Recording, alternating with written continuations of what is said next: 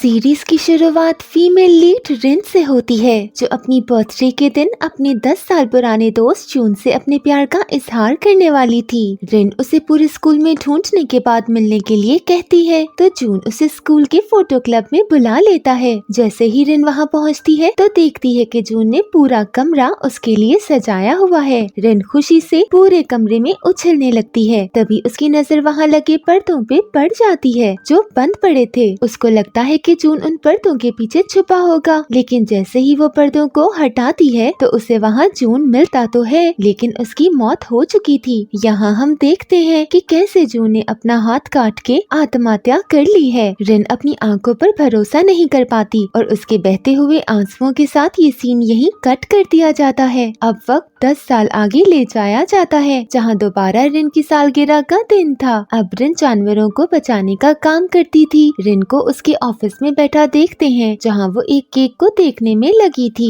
ये केक उसके लिए जून की बहन ने भेजा था। तभी रिन का साथी उससे आकर एक डॉग के रेस्क्यू के लिए चलने का कहता है और रिन केक वहीं छोड़ उसके साथ निकल जाती है। ये लोग जब लोकेशन पर पहुँचते हैं तो अपने आप को अपने पुराने स्कूल में खड़ा पाते हैं। सब कुत्ते को ढूंढने में लग जाते हैं, लेकिन रिन के दिमाग में उसकी जून के साथ यादें आना शुरू हो जाती हैं। वो याद करती है कि कैसे कई बार वो जून के साथ मजाक मस्ती करने में लगी थी और इसी दौरान वो पाँव मुड़ने की वजह से गिरने ही वाली थी कि जून ने उसे अपनी तरफ खींचकर बचा लिया था। प्रेजेंट में लौटकर रिन को कुत्ता मिल जाता है, जो उसे भगाता हुआ फोटो क्लब के अंदर ले आता है। रिन अपने इमोशंस पर काबू करते हुए उस कुत्ते को बचाकर बाहर ले आती है। उसे याद आता है कि उसके दोस्तों ने उसके लिए पार्टी रखी थी, तो वो कुत्ते को अपने साथी के साथ छोड़ पैदल वहाँ जाने के लिए निकल जाती है। रास्ते में उसे एक फोटोशॉप दिखती है, जहाँ वो जून का पुराना कैमरा देख हैरान हो जाती है। असल में जून को तस्वीरें लेने का बहुत शौक था, लेकिन उसकी मौत के बाद उसका कैमरा भी गायब हो गया था। रिन फौरन शॉप के अंदर जाकर ऑनर से कैमरा खरीदने की बात करती है, जो उसे वो कैमरा देने के लिए तैयार नहीं था। लेकिन जैसे ही ऑनर को रिन का नाम पता चलता है, वो उसे कैमरा फौरन दे देता है। साथ ही वो उसे कुछ तस्वीरें भी पकड़ाता है, जो खासकर उसके लिए थी। रिन सब सामान लिए जल्दी से पार्टी में जाने के लिए निकल जाती है। तभी ऑनर की नजर एक लेटर पर पड़ती है, जो कैमरा के साथ था, लेकिन रिन उसे ले जाना भूल गई थी। रिन पार्टी में पहुंचकर अपने दोस्तों के साथ गुजारा हुआ पुराना वक्त याद करने लगती है, जिसमें सब जून की बातें करना भी शुरू हो जाते हैं। सबके दिमाग में सिर्फ एक ही सवाल था कि आखिर जून ने आत्महत्या क्यों की।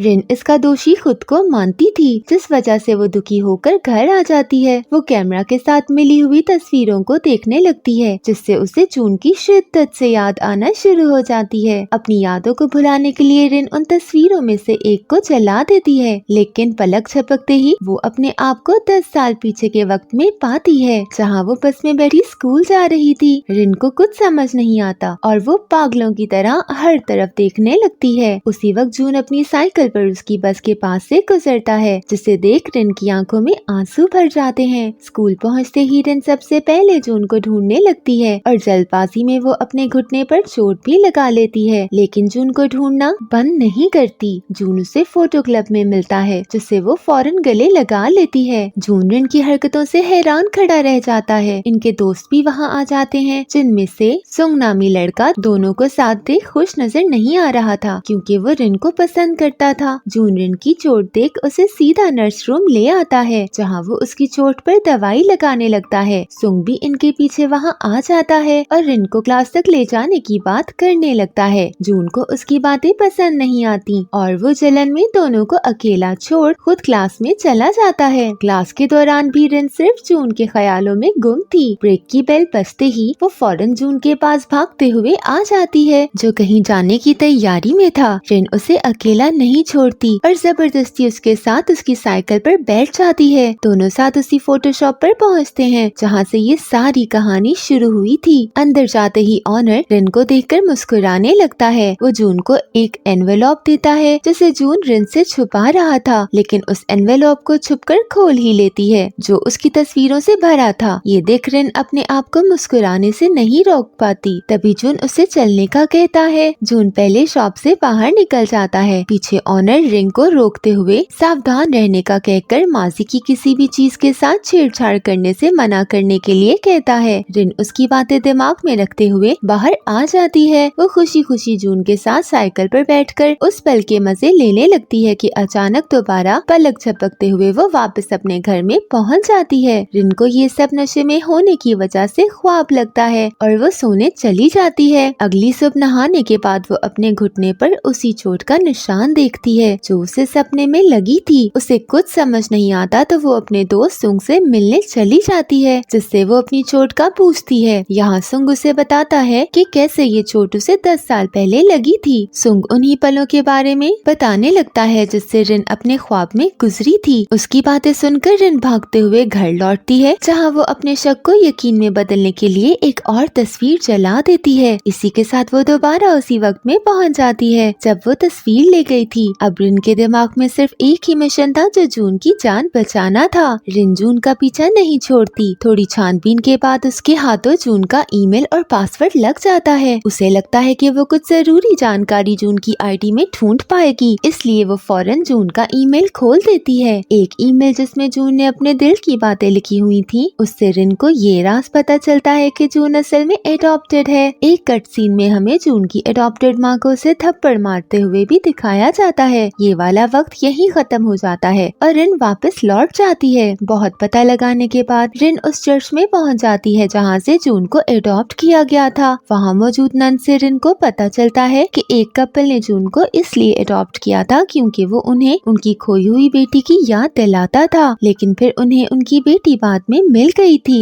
ये सुनकर रिन जून की बहन से मिलने आती है, जिससे उसे मजीद पता चलता है कि उसकी वजह से जून और उनकी माँ के बीच का रिश्ता बहुत खराब रहता था। रिन को अब इस बात का पछतावा था कि जून से इतने साल दोस्ती रखने के बाद भी वो उसकी मुश्किलों को नहीं पहचान पाई। यही सोचते हुए वो घर लौट जाती है, जहाँ वो एक और तस्वीर को चलाते हुए वापस पास्ट में आ जाती है। रिन की दोस्त सूजन उसे बार बार याद दिलाती रहती है कि वो उसके काम को नहीं भूले, जिसका रिन को बिल्कुल भी अंदाजा नहीं था, लेकिन फिर भी रिन ऐसे नाटक करती है जैसे कि उसे सब याद हो। सूजन को छोड़ते हुए रिन दोबारा जून को ढूंढने लगती है जो अकेले ग्राउंड में बैठा था। वहाँ पहुंचकर रिन देखती है कि जून अपनी माँ को मैसेज करना चाहता है लेकिन कर नहीं पा रहा। रिन वहाँ आकर जून के पास बैठ जाती है और उसे समझाती है कि कैसे उसे अपनी माँ के साथ हालात बेहतर बनाने की कोशिश करनी चाहिए। रिन की बातें सुनकर जून आखिर अपनी माँ से मिलने डिनर पर आ जाता है, जहाँ हमें पता चलता है कि जून को उसकी माँ ने थप्पड़ इसलिए मारा था क्योंकि जून ने उन्हें ये कह दिया था कि वो उसे अपना बेटा नहीं मानती। दोनों एक दूसरे से माफी मांगते हुए गले लग जाते हैं और इनके बीच सब कुछ ठीक होता नजर आता है। रिन इन्हें देखकर खुश नजर आती है, लेकिन वो ये भूल जाती है कि उसे अपनी दोस्त सूजन की मदद करनी थी। प्रेजेंट में आते ही रिन सबसे पहले पुराना फोटो एल्बम निकालती है जिसमें वो देखना चाहती थी कि अगर जून उनके साथ है या नहीं, लेकिन यहाँ वो ये देखकर हैरान रह जाती है कि एल्बम में उसकी अपनी दोस्त सूजन के साथ एक भी तस्वीर नहीं है।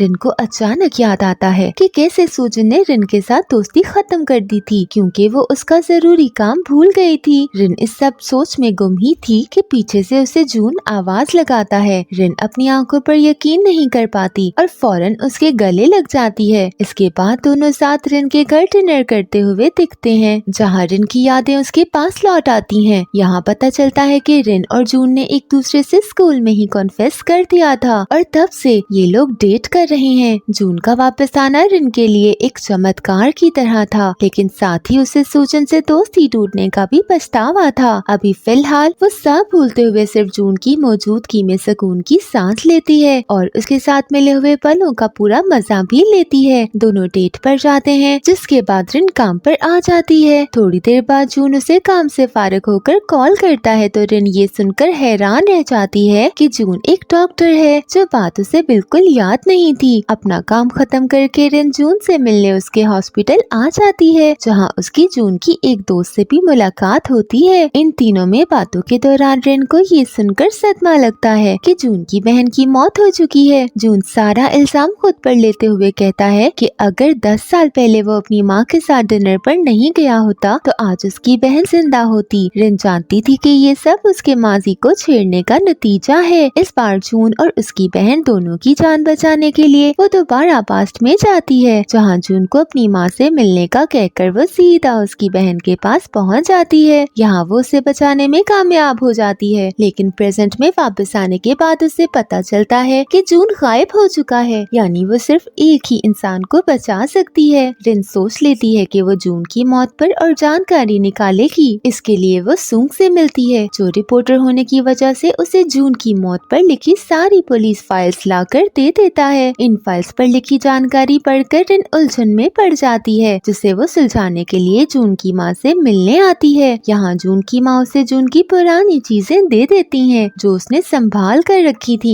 रिन देखती है कि जून की मौत से पहले आखिरी बात उसकी और रिन की यही हुई थी कि वो दोनों एक दूसरे से मिलने वाले थे। अब क्योंकि रिन को कुछ याद नहीं था, तो वो अपनी उलझन दूर करने पास्ट में आ जाती है। वो अपनी दोस्त सूजन को लेकर जून का मैच देखने आ जाती है, जहाँ एक लड़का शिन उसे गिरा देता है। रिन जून को फिक्र में जबरदस्ती डॉक्टर के पास ले आती है, जो जून के उल्टे हाथ पर पट्टी बांध देता है। रिन सोचने लगती है कि अगर जून के उल्टे हाथ में चोट थी तो वो अपने इस हाथ को काट के कैसे मर सकता था। अब रिन को इस बात पर यकीन हो रहा था कि किसी ने जून का कत्ल किया था। रिन जून को बिना सोचे समझे ये कह देती है कि वो सावधान रहे, क्योंकि उसका कत्ल होने वाला है। जून उसकी बातें मजाक में ले लेता है, जिसके बाद सब दोस्त घूमने निकल जाते हैं। रिन बहुत बार जून को अकेले में बताने की कोशिश करती है कि वो फ्यूचर से आई है, लेकिन जून उस पर यकीन नहीं करता। हार मानकर आखिर रिन वापस घर जाने के लिए निकल जाती है, लेकिन तभी जून उसके पास आकर उसे रोक लेता है। वो उससे कन्फर्म करना चाहता था कि अगर वो सच में फ्यूचर से आई है। यहाँ एक बहुत बड़ा राज खुलते हुए पता चलता है कि जून भी टाइम ट्रैवल करता था। ये सिर्फ उसका राज था जो कोई नहीं जानता था। वो टाइम ट्रैवल को सिर्फ इसलिए इस्तेमाल करता था ताकि उन पलों को ठीक कर पाए जब जब रिन के साथ कुछ बुरा होता था, जैसे कि उससे सीढ़ियों से गिरने से बचाना या उसके सर पर बास्केटबॉल लगने से रोकना वगैरह। ये सब सुनकर रिन गहरे सदमे में थी और ऐसे ही वो वापस प्रेजेंट में आ जाती है। रिन को कुछ सूझ नहीं रहा था कि वो क्या करे, क्योंकि उसके गायब होने से पहले जून ने उसे लौटने से मना किया था। रिन के लिए सबसे कीमती जून की जान थी और वो जून की हर चेतावनी को भूलकर वापस पास्ट में चली जाती है। जून उसे देखकर गुस्सा हो जाता है, क्योंकि उसने उसे लौटने से मना किया था। रिन की वजह पूछने पर पता चलता है कि हर टाइम ट्रैवल के साथ कोई न कोई बुरी घटना जुड़ी है। रिन भी याद करती है कि जब भी वो लौटी है उसके साथ कुछ न कुछ बुरा जरूर हुआ है। दोनों की बातचीत के बाद ये लोग फोटो क्लब के बाहर एक कैमरा लगा देते हैं ताकि उस पर आने जाने वाले लोगों पर नजर रख सकें। जून रिन से वादा करता है कि वो कैमरा में रिकॉर्ड होने वाली हर चीज उसे ईमेल कर देगा। वापस लौटते ही रिन अपना ईमेल चेक करती है, जिसमें उसे फोटो क्लब के बाहर शिन भटकता हुआ दिखता है। वो फौरन सुंग से शिन के बारे में पूछती है, जहाँ उसे सुंग को उसके टाइम ट्रैवल के बारे में भी बताना पड़ता है, क्योंकि वो उस पर भरोसा करती थी। यहाँ सुंग भी रिन से सच कह देता है कि उसने स्कूल के दिनों में उसे जून से टाइम ट्रैवल की बातें करते हुए सुन लिया था, जिस पर उसे उस वक्त तो यकीन नहीं था, लेकिन अब हो गया है। सुंग रिन को ये भी बताता है कि जून के आत्महत्या वाली जगह से पुलिस को एक दवाई की बोतल मिली थी जो लोगों को बेहोश कर देती है, लेकिन जून के माता पिता ने केस को मजीद छानबीन से रोककर बंद करवा दिया था, इसलिए पुलिस ज्यादा कुछ नहीं कर पाई। रिन ये सब सुनकर और शक में पड़ जाती है। वो सुंग के साथ उस जगह पहुंचती है जहां शिन डिलीवरी का काम करता था। दोनों शिन को एक गाड़ी से उतरकर कंपनी के अंदर जाता हुआ देख फौरन उसकी गाड़ी की छानबीन के लिए आ जाते हैं। यहाँ रिन को शिन के सामान में से वही दवाई मिलती है जो जून के कत्ल की जगह पर थी। सुंग फौरन पुलिस को कॉल कर देता है। शिन जो उसी वक्त वहाँ पहुँचा था, रिन को अपनी गाड़ी के पास देख उसे चाकू से मारने के लिए आगे ही बढ़ता है कि पीछे से सुंग उसे रोककर पुलिस के हवाले कर देता है। पुलिस शिन से सच उगलवाने में लग जाती है, जो ये तो कबूल कर रहा था कि वो जून से नफरत करता था, लेकिन ये बात मानने के लिए तैयार नहीं था कि उसने जून को कत्ल किया था। आखिर शिन पुलिस को बता देता है कि उसने जून का कत्ल होते हुए देखा था। तभी शिन कत्ल के बारे में सोचने लग जाता है और हम देखते हैं कि उसने फोटो क्लब में जून के पास उसकी बहन को देखा था, जिसने जून की सारी तस्वीरें जलाकर उसे ड्रग देने के बाद उसकी हाथ की नस भी काट दी थी। सीन कट करके जून की बहन पर शिफ्ट कर दिया जाता है, जिसे रिन पर शक था। असल में उससे रिन को सुंग से जून की कत्ल की बातें करते हुए सुन लिया था, क्योंकि दोनों उसी के कैफे में बैठकर सब डिस्कस कर रहे थे। इसके बाद जून की बहन ने रिन का पीछा किया था, जिसे उसने पिक्चर चलाते हुए पास्ट में जाते हुए देख लिया था। यहाँ जून की बहन के चेहरे पर हैरानी के बजाय एक चालाक सी मुस्कुराहट मौजूद थी। ये मौका देखकर वो रिन के घर पहुंच गई थी, जहां किसी तरह घुसकर उसने रिन की सारी तस्वीरें चुरा ली थी ताकि वो पास्ट में नहीं जा पाए। इन तस्वीरों में सिर्फ एक ही वो तस्वीर थी जिसे जून ने लिया था, क्योंकि बाकी तस्वीरें रिन छुपा कर रखती थी। जैसे ही जून की बहन ने इन तस्वीरों को जलाया था तो उस एक तस्वीर की वजह से वो भी पास्ट में पहुंच गई थी, जिसके बाद सीन कट कर दिया गया था। अगले दिन रिन शिन के बारे में पूछने जब पुलिस के पास आती है तो उसे पता चलता है कि वो किसी शिन को जानते ही नहीं। सुंग को कॉल करने पर रिन को नया सदमा ये मिलता है कि शिन स्कूल के वक्त में ही मर चुका था। रिन को समझ आने लगा था कि असल कातिल छुपा बैठा है। सच जानने के लिए रिन जब तस्वीर जलाने घर आती है तो उसे पता चलता है कि उसकी आधी से ज्यादा तस्वीरें गायब हैं। वो अपनी छुपाई हुई तस्वीरों में से एक को जलाकर पास्ट में पहुंच जाती है, जहां वो सीधा जून से मिलती है। वो जून को बताती है कि उसका कत्ल शिन ने नहीं किया है, क्योंकि वो खुद मरने वाला है। दोनों मिलकर उस कैमरा को लेने आते हैं जो उन्होंने फोटो क्लब में छुपाया था। जब इन्हें कैमरा नहीं मिलता तो ये लोग परेशान हो जाते हैं। स्कूल के बाद दोनों बाहर वॉक करते हुए ये सब बातें कर रहे होते हैं कि रिन को बचाते हुए जून का एक्सीडेंट हो जाता है। उसे ज्यादा चोटें नहीं आती, लेकिन ये हादसा रिन को रुलाने के लिए काफी था। इसी बीच शिन का भी कत्ल हो चुका था। रिन सूजन से कॉल करके कैमरा ढूंढने में मदद मांगती है, जिससे वो बता देती है कि शिन का कत्ल हुआ है। सारे दोस्त इनकी मदद में लग जाते हैं, जहां इन्हें कैमरा भी मिल जाता है। लेकिन उसमें परेशानी वाली बात ये थी कि जहां शिन का कत्ल हुआ था उस वक्त उस कमरे में सूजन ही घुसी थी। सूजन सबको यकीन दिलाने लगती है कि कैसे वीडियो में मौजूद लड़की कोई और है, क्योंकि ये लोग लड़की को सिर्फ पीछे से देख सकते थे जिसने सूजन जैसे कपड़े पहने थे। रिन जो सब में ज्यादा अक्लमंद थी, जून के साथ रात के वक्त स्कूल की छानबीन करने आती है और आखिर उसे समझ आ जाता है कि जरूर कातिल ने शिन का नामो निशान मिटाने के लिए टाइम ट्रैवल करके सूजन को फंसाने की कोशिश की होगी, ताकि वो शिन को भी मार डाले और खुद ना फंसे। वीडियो को गौर से देखने पर रिन कातिल की शक्ल को क्लास के बाहर मौजूद खिड़की पर देख पाती है, जिसे देखकर जून रोने लगता है क्योंकि वो उसकी बहन थी। पुलिस जून की बहन को अरेस्ट करके ले जाती है, जबकि जून बस रिन को गले लगाकर रोता रहता है। अब कहानी जून की बहन के बचपन में ले जाई जाती है। यहाँ पता चलता है कि जब वो बचपन में खो गई थी तो उसके साथ बहुत बुरी चीजें हुई और इन्हीं हादसात के साथ वो बड़ी हो गई। एक दिन अचानक उसे कुछ पुराने पोस्टर्स लगे हुए दिखे जिसमें उसके बचपन के खोने की खबर थी। उस घर पर पहुँचने से वो अपने माता पिता से तो मिल ली, लेकिन यहाँ जून को देखकर बहुत गुस्से में आ गई। असल में जून की बहन अपना दिमागी संतुलन खो चुकी थी और अब उसे ये लगने लगा था कि उसके माता पिता उससे ज्यादा जून से प्यार करते हैं, इसलिए उसने जून को ही मार डाला और अब वो इतनी आसानी से हार नहीं मानने वाली थी। प्रेजेंट में वापस आने के बाद रिन को उसके दोस्त पार्टी के लिए बुलाते हैं, जहाँ जून भी मौजूद था। सबको साथ खुश देखकर आखिरकार रिन सुकून से मजे कर पाती है। वापस घर जाते वक्त जून उसे बताता है कि कैसे अगले दिन उसकी बहन जेल से छूटने वाली है। ये सुनकर रिन उसके लिए परेशान होने लगती है, लेकिन जून उसे फिक्र न करने का कहकर गले लगा लेता है। अगले दिन रिन को पता चलता है कि उन्हें कोई नया एम्प्लॉय ज्वाइन करने वाला है जो जून की बहन ही थी।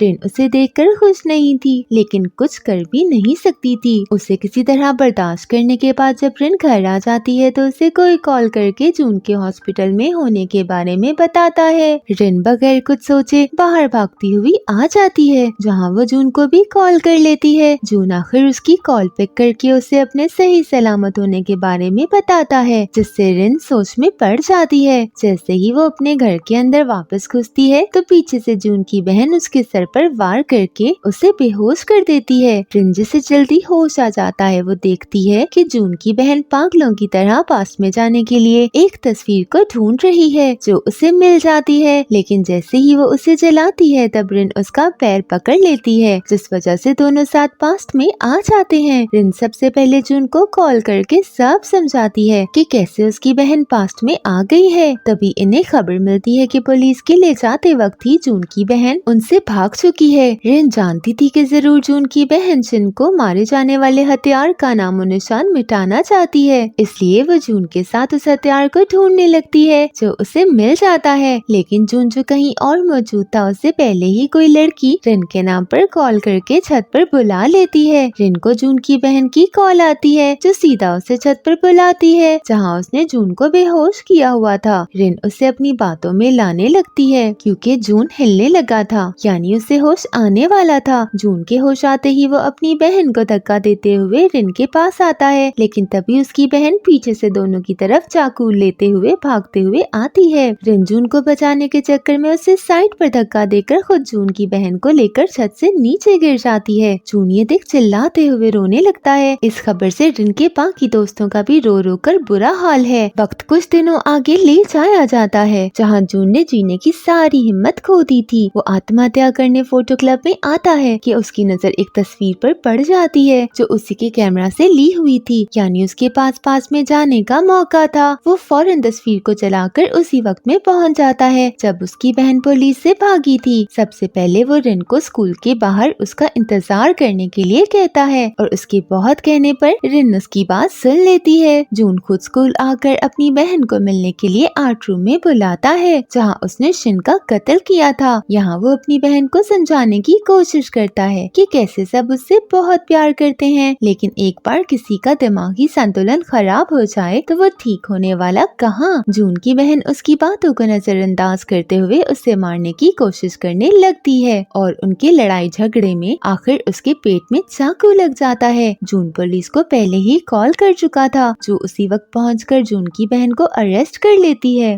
रिन को जून की खबर मिलती है तो वो फौरन हॉस्पिटल आ जाती है जहाँ जून खतरे से बाहर था। रिन दिन रात जून के पास ही बैठी रहती है, लेकिन हैरानी की बात ये थी कि वो इतने वक्त बाद भी पास में ही बैठी थी। दूसरी तरफ जून की बहन जो दोबारा पुलिस से भागने की कोशिश कर रही थी वो एक गाड़ी के सामने आ जाती है जहाँ उसकी मौत हो जाती है। जून को भी होश आ जाता है जहाँ रिन उसे देखकर बहुत खुश थी। इन्हीं खुशियों के साथ वक्त आगे बढ़ जाता है जहाँ ये लोग ग्रेजुएट कर लेते हैं। रिन जानवरों को बचाने का ही काम कर रही थी और जून अब एक फोटोग्राफर था। सब एक दूसरे के साथ बहुत खुश थे। एंड में हम देखते हैं कि कैसे कोई आदमी उसी फोटोशॉप में आया है जहाँ की तस्वीरों ने ये कहानी शुरू की थी। वो आदमी शॉप ऑनर के पास अपना कैमरा और कुछ तस्वीरें रखता है। शॉप ऑनर मुस्कुराने लगता है और ऐसे ये सीजन यहीं एंड हो जाता है। Thanks for watching.